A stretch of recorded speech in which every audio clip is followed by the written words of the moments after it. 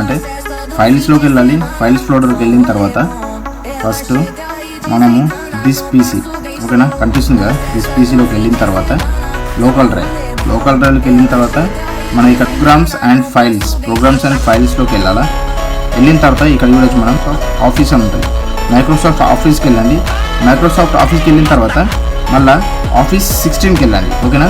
ఇక్కడ four files ఉంటాయి. ఈ 4 ఫైల్స్లో ఏదంటే OSPPREARM ఇందులోకి వెళ్ళండి. దీనిపైన క్లిక్ చేసి మౌస్తోని రైట్ క్లిక్ చేయండి. రైట్ క్లిక్ చేసిన తర్వాత రన్ యాజ్ అడ్మినిస్ట్రేటర్ అని చెప్పేసి క్లిక్ చేయండి, ఓకేనా.